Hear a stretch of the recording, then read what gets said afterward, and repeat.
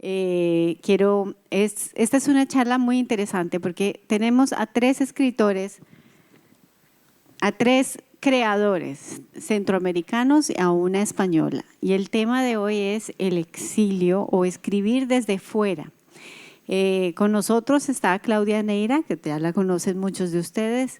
Ella es la directora de Centroamérica Cuenta. Es un festival maravilloso que se lleva a cabo en un país de Centroamérica en mayo, ya sea Panamá o Guatemala, y en septiembre en Madrid. No sé cómo hace para hacer dos festivales gigantes al año, pero lo logra. Vive en el exilio, vive en Madrid. Ella es nicaragüense y ya nos contará su historia. Tenemos también a Laura Ochman. Ella es directora de cine, es también autora la mayoría de sus obras las ha dedicado sobre escritores que han vivido en el exilio. Así que ella ve el exilio desde otro punto de vista. Y tenemos a mi derecha a Horacio Castellanos Moya, es escritor de El Salvador, también ha sido periodista, también ha vivido en el exilio por varias razones que nos contará después. Vive actualmente en Estados Unidos y tenemos la gran fortuna de tenerlo aquí junto a nosotros. Así que la primera pregunta para cada uno es, ¿cómo vives el exilio? ¿Por qué pasó? ¿Por qué estás ahora en donde estás? Así medio cortico porque es muy larga la historia. Bueno, después Laura nos contará por qué te interesa tanto el exilio, ¿vale? Entonces, ¿con quién empezamos? Los hombres primero. Bueno.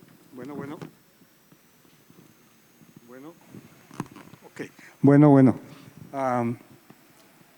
Buenas noches. Gracias por su paciencia, estar acá tan noche. El exilio para mí ha sido casi mi forma de vida. Viene Rodrigo, perdón que… Sí, estaba… Recién salió de la cárcel. Tengo que pagar mordida para que saliera.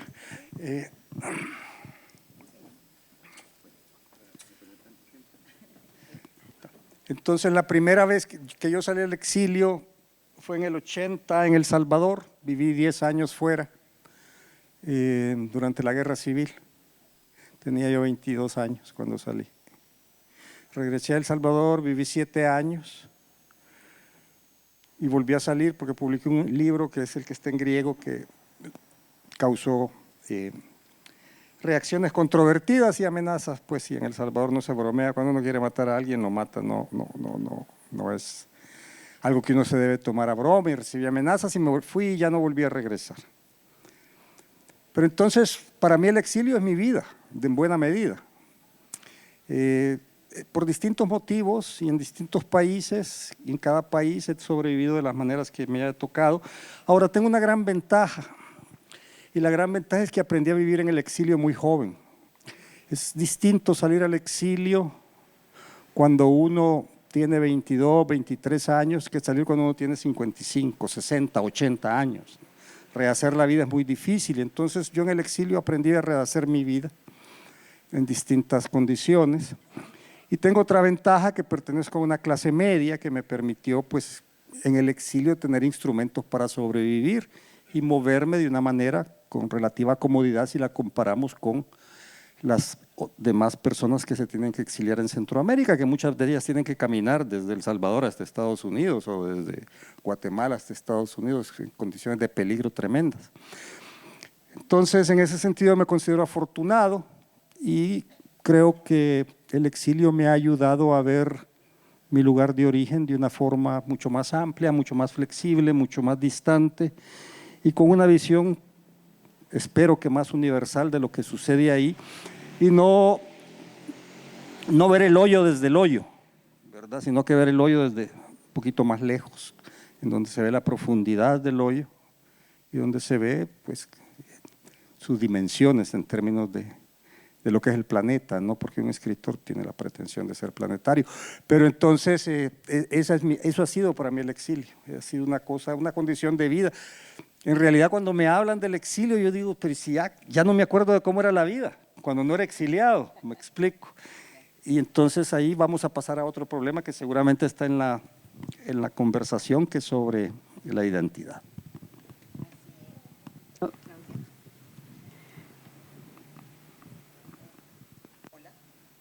Hola. Bueno, antes que nada, gracias Adriana, gracias al equipo de Lea, al Cervantes y a todos ustedes que nos están acompañando. En mi caso, yo no soy escritora, soy gestora cultural y el exilio ha sido, si bien es cierto todo el tema emocional y identitario que conlleva, pero para mí ha sido una enorme posibilidad de poder imaginar un mundo nuevo. Y yo creo que nos ha permitido al festival poder trascender y tomar espacios que desde Centroamérica, en el contexto que Centroamérica está hoy, hubiera sido mucho más difícil, porque en Centroamérica hoy en día pensar es un peligro y la palabra es un arma muy poderosa. Entonces, por eso yo creo que tengo la posibilidad de vivir ahora en un país donde la democracia está, esperemos, y sí, que siga así consolidada y afianzada, y eso nos permite imaginarnos mundos y también tener diálogos en donde las personas puedan discernir desde el respeto y desde la creatividad y construir nuevas identidades e imaginarte mundos. En Centroamérica hoy en día escribir un libro como el que acaba de escribir Rodrigo Rey Rosa a mi izquierda puede ser un problema. Yo creo que los libros todavía no son un problema realmente para el Estado, porque no se lee, se desprecia. Porque los dictadores no leen. Hacer periodismo es otra cosa, pero yo creo que la literatura es completamente inocua.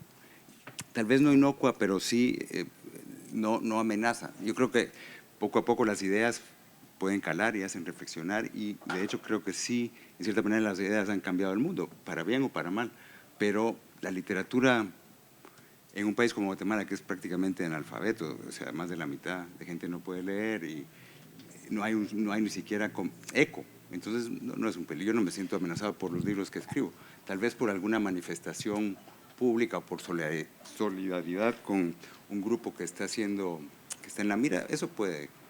O sea, la vida política es más peligrosa que la vida literaria. La vida literaria pasa completamente por debajo. Pero yo siento de que si no fuese una amenaza en Nicaragua, por lo menos no hubieras prohibido, no hay una sola ONG hoy en día que exista. La Academia Nicaragüense de la Lengua está clausurada.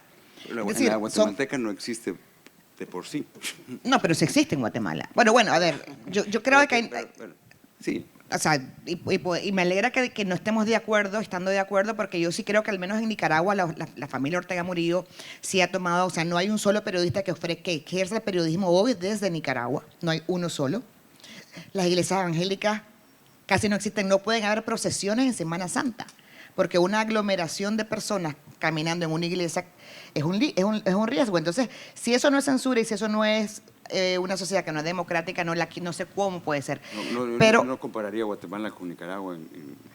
Pero bueno, volviendo al punto... No, yo no estaba hablando del país, sino que del hecho de estar fuera. Digamos, Guatemala y Nicaragua en ese sentido parece ser la misma región, pero son otros mundos completamente distintos, donde las ideas se han movido de manera muy distinta y sí, políticamente no se pueden comparar, son extremos opuestos. No, y si Guatemala no fuera lo que fuera, Arevalo no seguiría siendo presidente, porque hay un país con poderes del Estado separados. Pero no voy a meter con tu país porque ya veo que no estamos de acuerdo.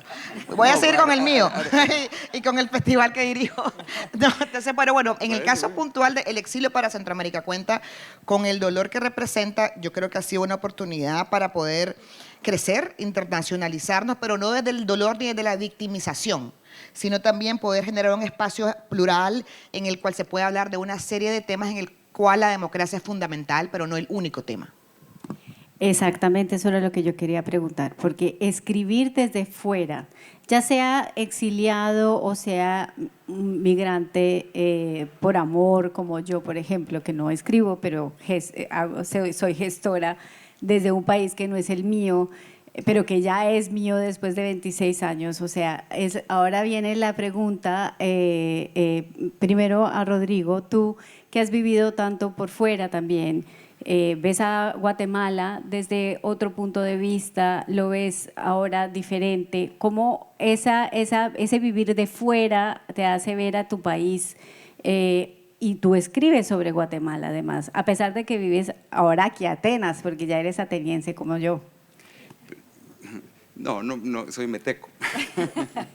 Pero yo también he pasado la mayor parte de mi vida, la mitad de mi vida fuera, en 2 etapas. Yo me fui cuando tenía 20 años, no por un exilio, digamos, físicamente o económicamente o políticamente necesario, sino tal vez espiritualmente. Yo me estaba ahogando en Guatemala, quería conocer el mundo y me fui a los 20 años. Y estuve casi 20 años fuera, luego volví cuando hay una tregua, hay una paz que no dura mucho en Guatemala, pero yo vuelvo como tanta gente.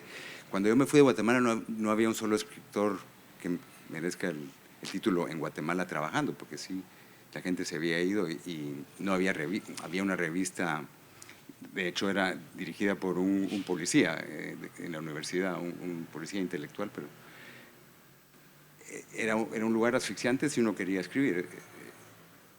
Volví cuando se hace la paz y me quedé por varias razones 20 años y sí, después de un momento de esperanza, después de la firma de la paz, hay un declive muy rápido hacia lo mismo de antes, una dictadura económica y militar muy pesada, que también lo diferencia de los otros países centroamericanos donde la base de la pirámide es maya y eso no ha cambiado. Acércate un poquito más para que el Perdón, intérprete sí. pase. Entonces, ahora, digamos, mi segundo exilio es completamente voluntario, más por cansancio, pero sí por incomodidad de estar en un país que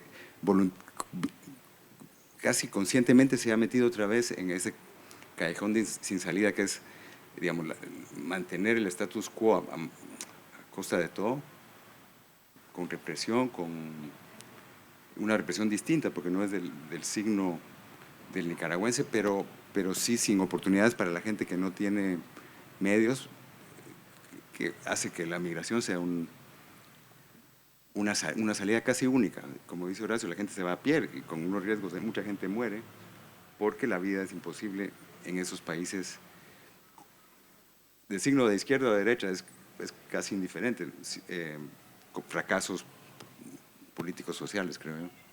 Exactamente. Y bueno, Laura, tú no estás exiliada, trabajas y creas desde Madrid, pero te interesa muchísimo, desde Sevilla, pero te interesa mucho el tema del exilio. Ayer vimos un documental maravilloso que presentaste, hoy hablamos sobre esto. Cuéntanos un poco por qué tienes tanto interés en este tema.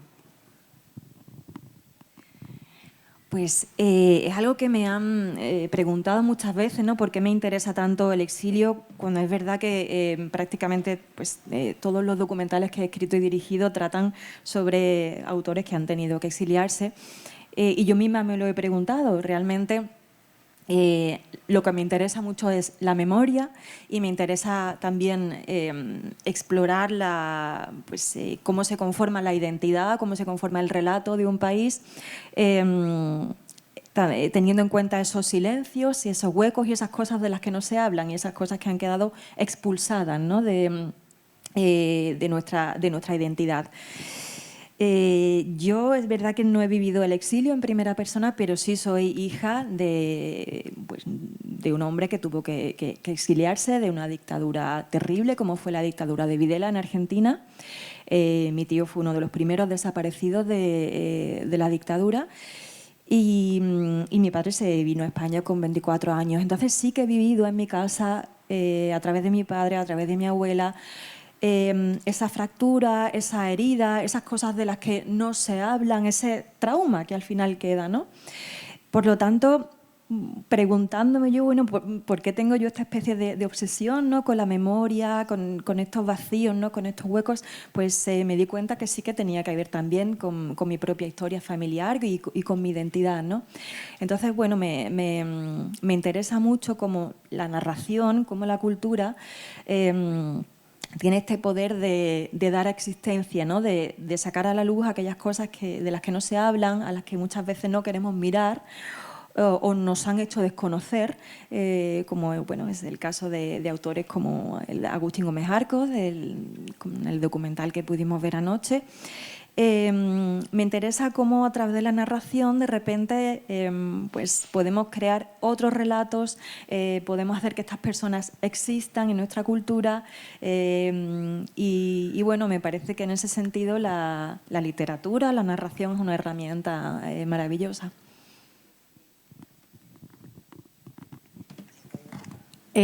Precisamente este tema de la identidad y de la memoria, ¿cómo manejas tú, Horacio? ¿Cómo encuentras, cómo te identificas tú? ¿Cómo recuerdas tú El Salvador y cómo lo representas en tus obras? Pues lo primero que hago es cerrar los ojos. Cierro los ojos y siento qué es lo que me está fastidiando, ¿verdad? De la memoria, del país, de lo que me ha tocado vivir. Y si eso que me está fastidiando, que me ha molestado, que me ha conmocionado, que me ha dejado heridas o señas, está lo suficientemente añejado, entonces eso ya comienza a convertirse en una historia, comienza a convertirse en un libro. Es mi forma de relacionarme, no es tanto un seguimiento de la actualidad, o eso lo puedo hacer por vicio periodístico, pero no por necesidad literaria. Prácticamente en muchos casos, todo lo que fue mi formación periodística no la utilizo directamente en la literatura, espero que se me olvide todo de un caso para poderlo incorporar a la literatura. En vez de investigarlo, es todo lo contrario, es que se me convierte en una obsesión y esa obsesión se haga literatura. El asunto de la identidad es una cosa bien complicada porque mira, una parte de la gran literatura se ha escrito desde fuera. Yo pienso en Joyce, por ejemplo. Imagínate, Joyce sale a los 20 y tantos años de Dublín y no regresa sino una sola vez, a los 27 años y por una semana, y se vuelve a ir. Y al final es el que define la gran relación entre la literatura irlandesa y el mundo. Se define a partir de él, aunque hay otros grandes escritores irlandeses, por supuesto. Pero puedes no volver, y no se fue por motivos políticos. Fue porque era su destino irse, le molestaba de alguna manera toda la cultura católica, todo ese conservadurismo católico que vivía Irlanda en esa época. Entonces, no volvió, no se definía a través de la política, no se fue por esos problemas, y la identidad irlandesa no la puedes definir sin Joyce. ¿Me explico? Entonces hay que relativizar lo que son los temas políticos, aunque algunos sí hayamos salido por temas políticos, pero no puede ser el eje en términos de lo que es la creación artística, porque la literatura es un arte y la literatura tiene que salir de las entrañas y tocar fondo para poder representar algo que valga la pena, ¿no? Cuando a mí me preguntan, yo siempre he tenido un enorme problema de identidad. Yo nací en Honduras, me formé en El Salvador, viví 10 años en México y tengo 20 años en Estados Unidos. Y viví en Guatemala 3 o 4 años, he vivido en muchos lados. Y cuando me preguntan, ¿y tú de dónde eres? Yo les digo, depende para qué, ¿verdad? Es decir, dime para qué quieres saber de dónde soy, yo te digo de dónde soy, ¿verdad? Ahora, si me preguntas, ¿tú de dónde eres? A partir de tus libros, es fundamentalmente de El Salvador, ¿verdad? ¿Por qué? Porque ahí fue donde recibí las experiencias fundamentales en mi juventud y en mi infancia que formaron la mentalidad que tengo, ¿verdad? Y lo platicaba hoy en la mañana con un colega periodista, le decía, es que a mí me gusta muchísimo esa frase de Borges, cuando Borges dice, yo a los 80 y tantos años, dice, yo sigo siendo aquel que escribió Fervor de Buenos Aires, ¿verdad? Esa idea del mundo y esa idea de la literatura sigue dentro de mí. Y yo pienso, bueno, yo en muchas maneras soy el mismo de los primeros libros del Salvador, ¿verdad? Aunque ahora los haya desarrollado y haya creado otras cosas. Entonces un escritor se pregunta sobre la identidad en sus libros, más que en lo que respecta a una enorme reflexión o una reflexión, que es, los libros responden. Si tú quieres preguntarme cómo me identifico, cuál es mi identidad literaria, pero en los libros sí te vas a dar cuenta, ahí te va a quedar claro. Cuando la gente dice, mi lengua es mi patria, ¿sientes que eso te define, que es la lengua realmente tu patria, o que simplemente tú eres… No, yo diría que no tengo patria. Yo prefiero la idea de no tener patria la verdad es que tener varias lenguas me gusta la idea creo que la personalidad cambia un poco según la lengua que uno usa. Pero volviendo a lo de identidad, yo no puedo decir que tengo un método para usar la experiencia guatemalteca.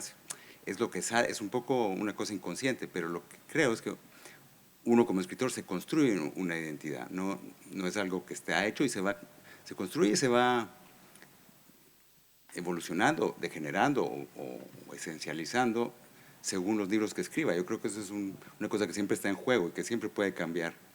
Y no es una garantía, es más bien un riesgo. Cada libro es un juego. Es un juego serio que te puede cambiar y te puede afectar tu futuro como escritor, no solo como persona. El concepto de lengua, claro que sí, pero creo que podemos tener varias lenguas, no tener una sola lengua. Y por tanto no solo una patria. Y sí, de hecho, el tener una patria es una cosa que me molesta. Yo me siento incómodo como guatemalteco en Guatemala. Mi concepto de Guatemala es un lugar donde yo soy extraño. Casi tan extraño como me puedo sentir aquí o en Italia o en Marruecos, donde viví mucho tiempo. Creo que tal vez la sensación de pertenecer o no, a mí yo prefiero estar siempre fuera, como al margen. Entonces, como digo, incluso en lo que se llama mi patria, yo soy un extranjero. Tenemos a Centroamérica Cuenta.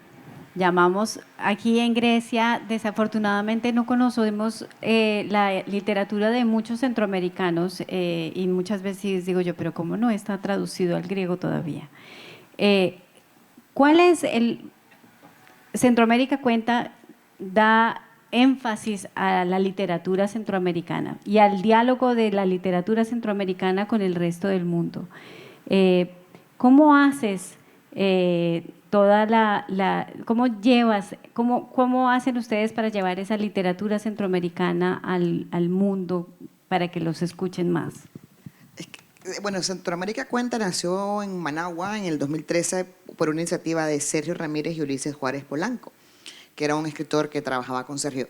Pero nunca fue la razón de ser del festival que fuese un festival para escritoras y escritores centroamericanos, sino que era un festival que desde Centroamérica era un festival literario que sucedía en Centroamérica, pero no porque Centroamérica, hacer un festival de escritores y escritoras centroamericanos se te hubieran acabado en 2 ediciones, porque pues las literaturas centroamericanas que están más publicadas, más traducidas, el ecosistema literario en Centroamérica, como antes apuntaba un poco Rodrigo, es bien frágil y bien débil. Entonces, ha sido un trabajo de más de 13 años que yo creo que ha tenido resultados, porque ahora ya hay países que están mucho más consolidados literariamente y tenés voces mucho más representativas, pero tampoco podemos hablar de una sola literatura centroamericana porque sería un error, porque hay una serie de literaturas centroamericanas, tenés unas fuertes componentes de literatura indígena, afrodescendiente, más blanca, más ladina, etcétera. Entonces es como un crisol de literaturas que están contando. Hoy en día, por la situación sociopolítica de la región, también tenemos el tema pues que probablemente van a haber muchas literaturas del exilio, porque no solamente hay exilio político, sino exilio económico, exilio emocional, que también son otros tipos de desarraigo y son otros tipos de exilio que también te construyen. Y parte de la obra de Rodrigo y en la obra de Horacio podés ver también vetas de esas distancias, pero y de esos exilios que no son necesariamente porque los iban a matar, pero porque necesitaba, en tu caso decías, Rodrigo, vivir o respirar, qué sé yo. Entonces, creo de que Centroamérica Cuenta ha sido como un puente que ha permitido que Centroamérica pueda entrar a este mundo de festivales, a este mundo de ferias, que hoy hablemos acá de esta mesa, pero no era para que los escritores centroamericanos estuvieran, sino para poder comenzar a entrar al circuito y poder también estar dentro de lo que es el mundo literario iberoamericano. Y la verdad, pues que en este caso yo creo que ha sido muy, muy bueno tener no solamente las voces de los y las centroamericanos, sino también todas las otras voces de personas en otras literaturas de otros países y de otros idiomas que también van a Centroamérica, cualquiera de las dos ediciones, o también van a España.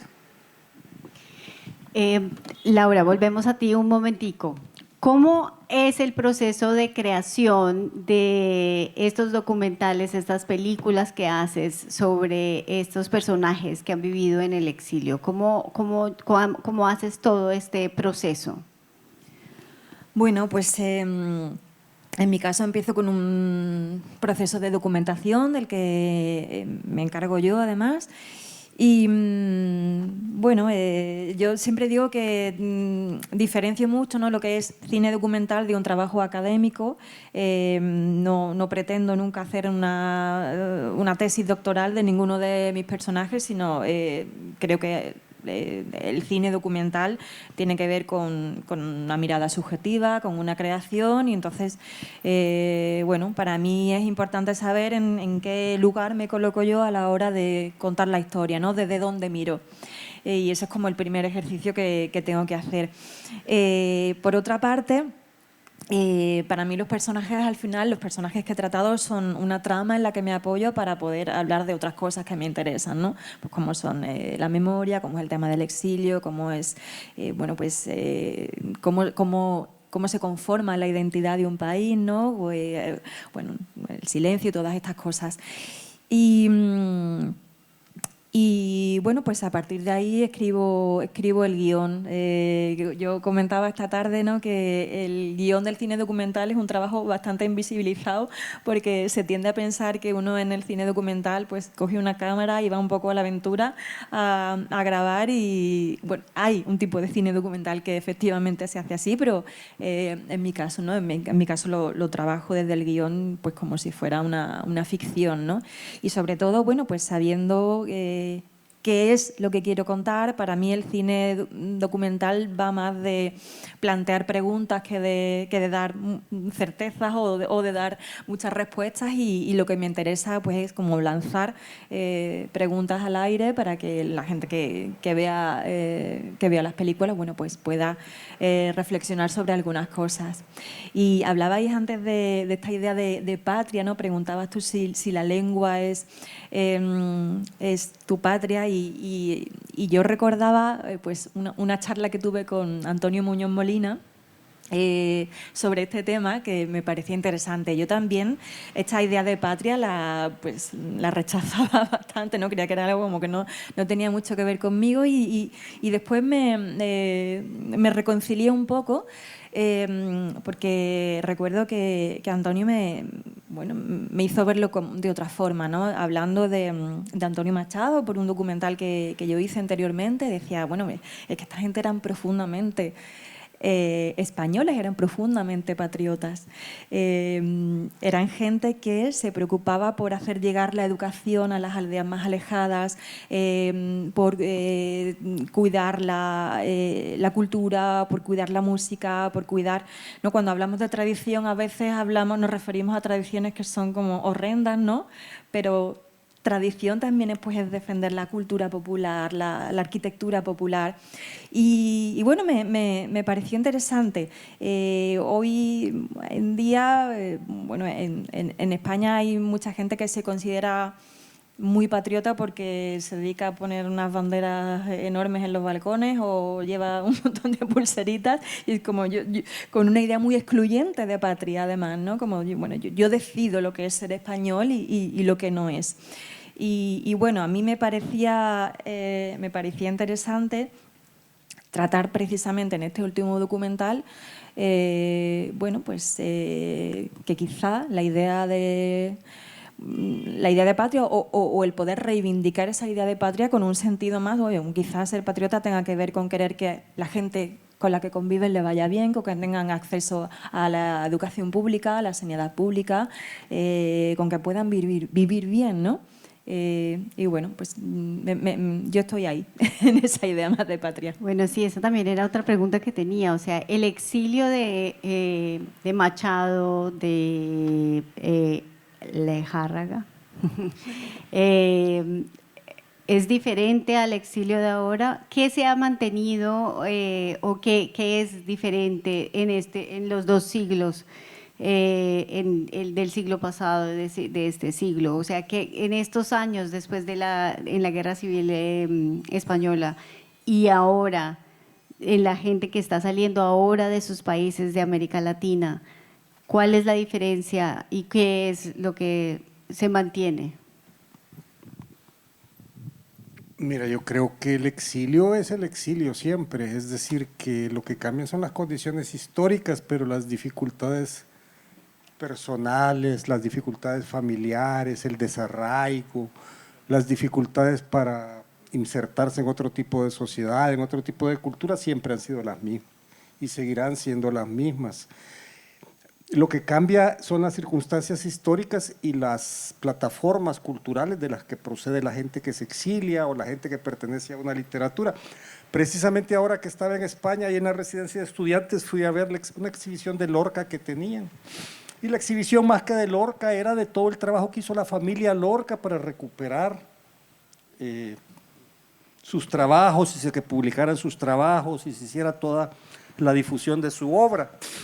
Pero cuando salí, mi reflexión fue, es que no solo fue la obra de Lorca, para comenzar, es la generación del 27, y luego toda esa generación, todos los que se van al exilio llevan la obra de él, que es digamos la víctima principal de esa generación, pero los que salen, Pedro Salinas, todos los que salieron, llevan a Lorca presente, ¿verdad?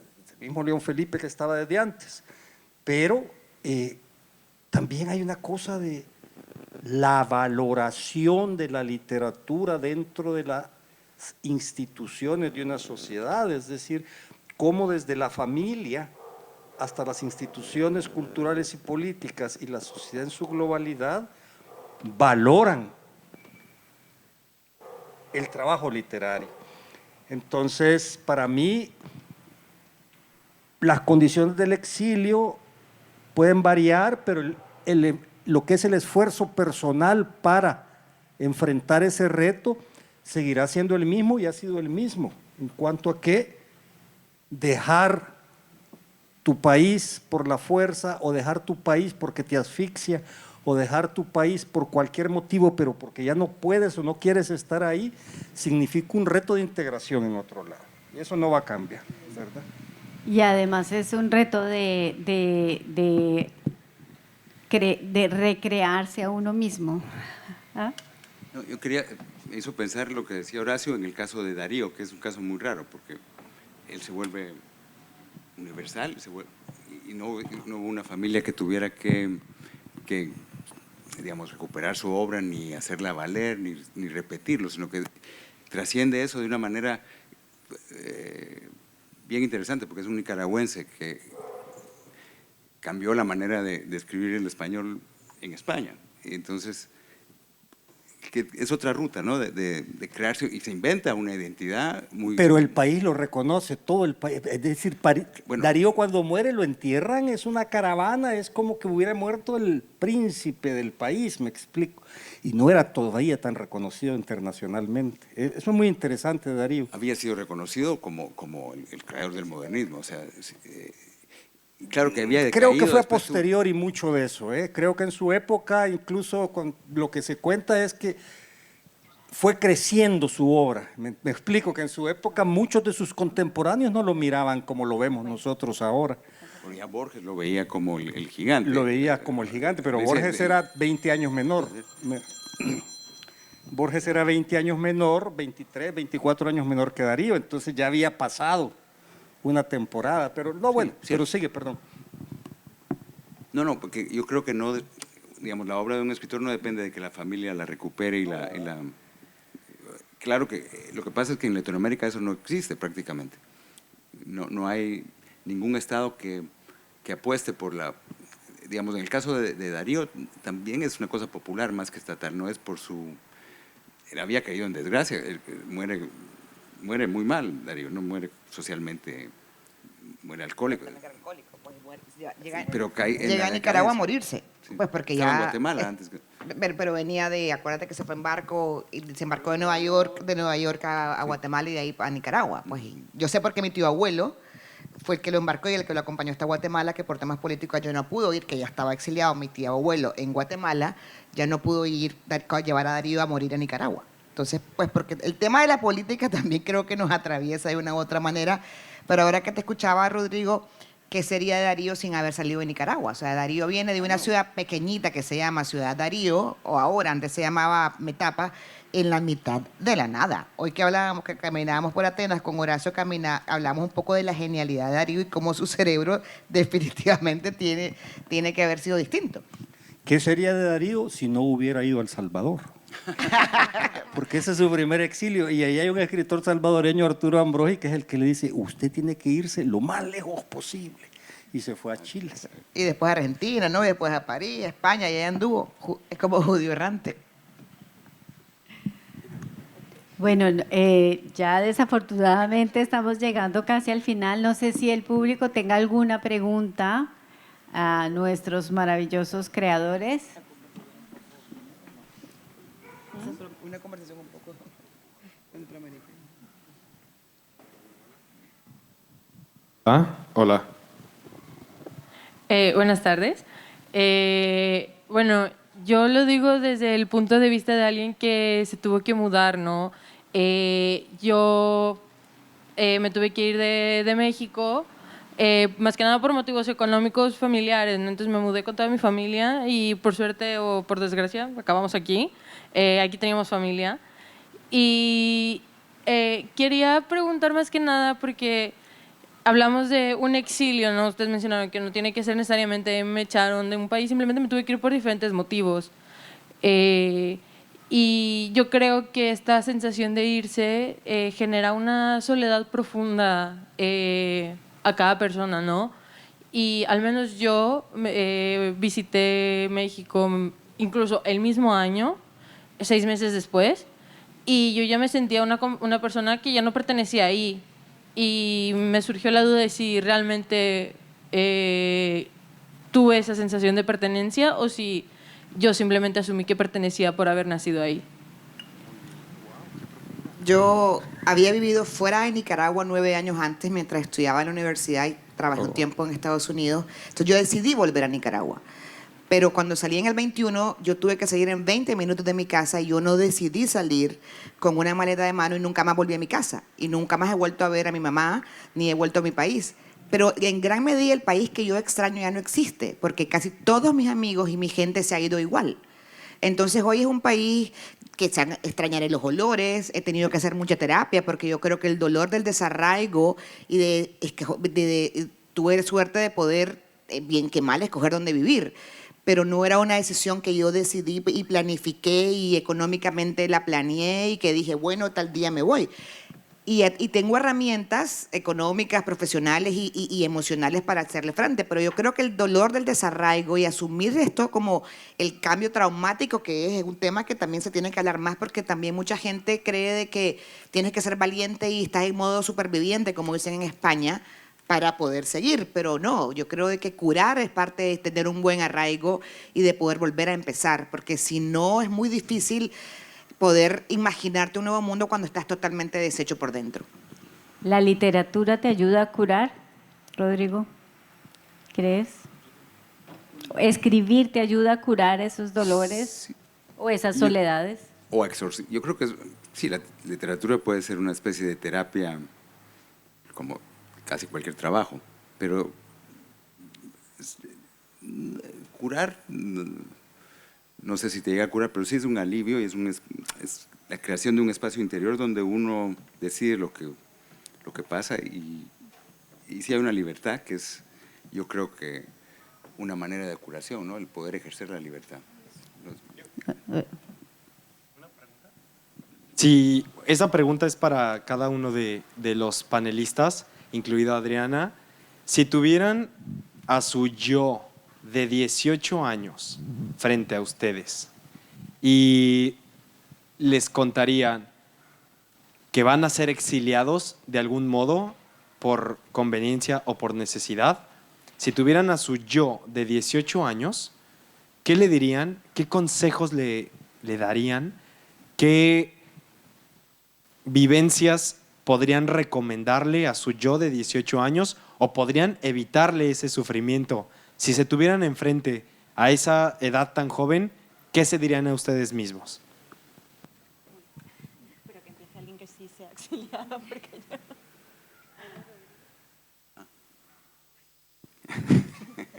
No voy a decir lo que pensé, pero... Nunca tuvo 18 Dígalo. No, que aprendiera griego antes. La primera cosa, que aprendiera griego, le diría. Yo vengo de una familia de muchos países. Mi papá era peruano, yo nací en Brasil, mi mamá nicaragüense, se casaron en otros países. Entonces, en mi caso, la movilidad era algo que siempre estuvo ahí. O sea, las maletas siempre estaban, no sabía si abierta o cerrada, si hecha o deshecha. Pero realmente el tema de los idiomas es fundamental, pero sobre todo yo creo que el tema es que todo... Hay un libro español que a mí me encanta el título que dice también Esto pasará. A mí me sirvió muchísimo cuando en el 22 aterricé en Madrid, yo dije también esto pasará. No es un libro que el contenido te vaya a cambiar la vida, pero solo saber que era una situación temporal, que era un túnel y que iba a pasar, para mí me dio una tranquilidad enorme porque sabía que de alguna manera iba a llegar al otro lado. Entonces, y que nada es permanente hoy en la vida y que también te puedes reinventar y te tienes que reinventar a como sea. Sí puedes, porque no toda la gente puede. Pues emocionalmente no todo el mundo tiene la fuerza. A mí también. Bueno, la verdad es que yo me diría que yo le diría a mi Adriana de 18 años que todo pasa y que y no es necesario sufrir tanto y sentirte tan sola porque, como dice mi mamá, para adelante como el elefante, porque todo pasa. Y el lugar donde tú escoges vivir, o la persona con la que tú decides vivir, es otra aventura maravillosa. Y pues yo estoy aquí por amor, y esa es la aventura más maravillosa de mi vida. Bueno, yo, claro, yo no, como decía, yo no he vivido el exilio en primera persona, yo no he tenido que irme de mi país, por lo tanto, quizás me es un poco más complicado, pero bueno, como lo he vivido, como yo estoy en el mundo de alguna manera, porque mi padre tuvo que irse de su país, bueno, pues quizá podría decirme pues lo que he aprendido de su propia vivencia, ¿no? Y es que, bueno, pues que ante circunstancias que son terribles y dolorosas, bueno, pues a veces también uno pues se abren oportunidades de... Bueno, es que realmente no me gustan estos discursos de aprovechar la adversidad para que pase algo bueno, porque me parecen... A veces no, a veces te pasan cosas horribles en el mundo y no tienes que sacar ningún aprendizaje ni tiene que ser para bueno. No creo nada en estos discursos, pero... bueno, pues uno tiene que sobrevivir y tiene que salir adelante y seguramente en el camino se encontrará pues buenas personas y cosas interesantes. Entonces, bueno, supongo que sobreviva como pueda y que haga las cosas como pueda. Y no creo que me diera ningún discurso de estos motivacionales de todo va a ir bien, sí, porque no creo nada en ellos. No, autoayuda cero, pero bueno, pues que lo intente, que tropiece y que salga adelante como pueda. No, si yo me viera a mí mismo a los 18 años, lo que me diría es, mucho te has tardado, córrele, vete hermano, vete, que aquí no hay nada que hacer. Bueno, llegamos al final. Muchísimas gracias a todos por su tiempo. Nos vemos mañana en el Festival Lea. Mañana es el acto oficial a las 6 de la tarde en el Museo de la Acrópolis. y a las 10:30 de la mañana tenemos la jornada profesional sobre autoedición. Así que muchísimas gracias a ustedes por estar aquí y seguimos. Gracias.